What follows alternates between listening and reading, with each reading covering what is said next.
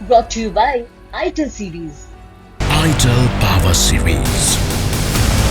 Your power play starts now. Ceylon, 13th February.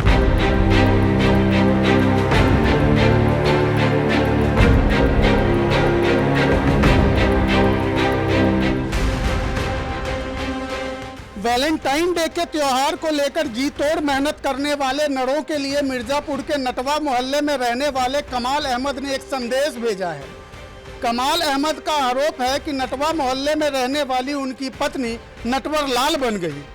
1992 में लाखों खर्च करके कमाल ने धूमधाम से शादी की थी। दुल्हन पक्ष से लेकर दूल्हे पक्ष तक खूब स्वागत सत्कार किया था। मटन बिरयानी से लेकर नल्ली निहारी तक दम भर खिलाया था। शादी के बाद पत्नी ने कमाल को प्राणनाथ मान लिया, लेकिन समय के साथ साथ बीवी कब प्राणों की प्यासी हो गई कमाल साहब का पता ही नहीं। करीब 5 साल पहले कमाल अहमद लाखों करोड़ों कमाने ओमान चले गए। वहां खूब कमाया तो सोचा कि पत्नी को रोज देने से तो बेहतर है कि बंगला खरीद कर दे दे। फिर क्या था, कमाल अहमद सीधे ओमान से मिर्जापुर पहुंचे और 1 करोड़ का मकान खरीदकर अपनी पत्नी को गिफ्ट कर दिया। कुछ दिन रहे और वापस काम पर लौट गए। कमाल साहब का आरोप है कि उनके जाते ही पत्नी ने सोच लिया कि जो प्राप्त है वही पर्याप्त है। फिर क्या था, पत्नी ने घर वालों से बात की और कमाल साहब के भाई और पिता सबको घर से निकाल दिया। जब इस बात की जानकारी कमाल साहब को लगी तो उन्होंने पत्नी सहित अपने ससुराल वालों को समझाने की कोशिश की, मगर कोई नतीजा नहीं निकला और मैटर को लेकर बहस हो गई। फिर क्या था, कमाल साहब की पत्नी को किसी ने कमाल का आइडिया दे दिया और वह सीधे थाने पहुंच गई और अपने पति सहित अपने ससुराल वालों के खिलाफ घरेलू हिंसा यानी डोमेस्टिक वायलेंस का केस डाल दिया।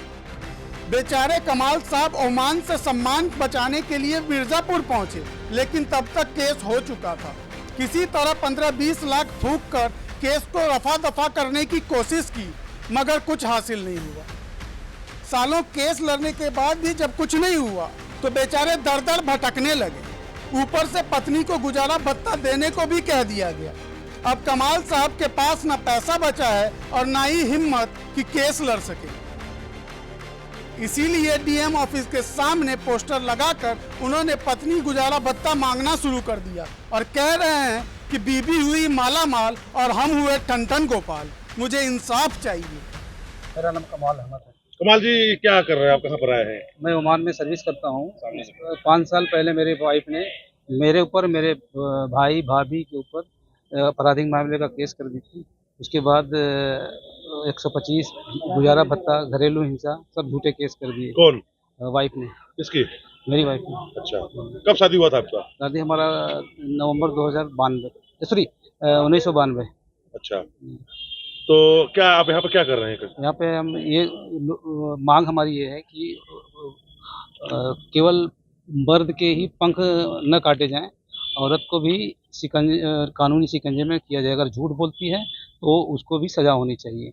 अगर झूठे केस साबित हो जा रहे हैं तो उसको भी सजा होना चाहिए, जेल होना चाहिए। क्यों? क्योंकि 5 साल से मैंने 5 साल से 15 लाख रुपए में केसों में वहाँ से ओमान से आते थे 4 महीने पे कि मैं केस पे पेयर हूँ। वहाँ धमकी भी दी जाती थी कि अगर नहीं आओगे तो एक्सपार्टी ऑर्डर कर देंगे। तो एक्सपार्टी ऑर्डर होने के बाद तो मैं तो पूरी तरह रोड पे आ जाता।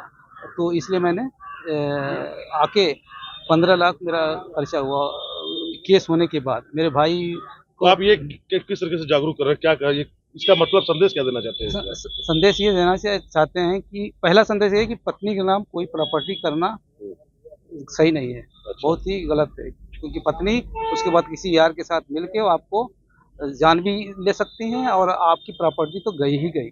उसके बाद कानून को उनका साथ, कानून उन्हीं के साथ है। मर्द का बहुत कम कानून है जो मर्द को रिलीफ मिले। कितने साल की शादी हो गया आपको? 25 साल हो गया? नहीं, मेरा शादी अब 30 साल हो गया। बान पे हुआ, केस हुआ 27 साल पे। 30 साल हो गया। बच्चे हैं? बच्चे 3 हैं। कितने साल के बच्चे हैं? बच्चा 30 साल का हो गया और दूसरा 26 साल, तीसरी बेटी है। और भी डिमांड कर रही है पत्नी अभी भी? आप अभी केस चल रहा, 5 साल से केस चल रहा गुजारा भत्ता से। मैं मैं अच्छे से लड़ा, अच्छे से हर डेट पे आया। मैंने सबूत दिया कि सारी झूठे हैं। वो ये उनका वकील तो खुल्लम खुल्ला झूठ बोल रहे हैं। वो बोली कि हम मैके में हैं और जबकि उसी में हड़प के बैठी। हमारे पास हजारों सबूत मैंने लगा दिए। अमीन गया यहाँ से न्यायालय से, अमीन गया। उसके बाद मैंने कई सबूत नोटिस गई, तो कोई सुनी नहीं रहा मेरा। आपको कोई सुनवाई नहीं? कोई सुनवाई नहीं हो रहा है। मतलब आप आदमी हैं इसलिए सुनवाई नहीं हो रहा, महिला सुनवाई हो रहा है। हाँ, महिला होते तो हमारी समाज होती। और मेरा पूरा पैसा तो से पूरी पानी की तरह बह रहा है हर जगह। मेरे भाई पेशेंट, हार्ट के पेशेंट हो गए। मेरे फादर भी गुजर गए अप्रैल 2022 में, यानी 5 साल के अंदर न वो आई न बच्चे को भेजी कि जाके उसका क्रियाक्रम देख ले या देख ले। इतनी बड़ी ये कानून क्या परिवार तोड़ने के लिए बना है या परिवार को जोड़ने के लिए बना है? खैर, अब मामला तो कोर्ट में है और कमाल साहब सड़क पर। बाकी वैलेंटाइन डे उत्सव की सबको हार्दिक शुभकामनाएं। मिर्जापुर से सुरेश कुमार सिंह की रिपोर्ट, यूपी तक।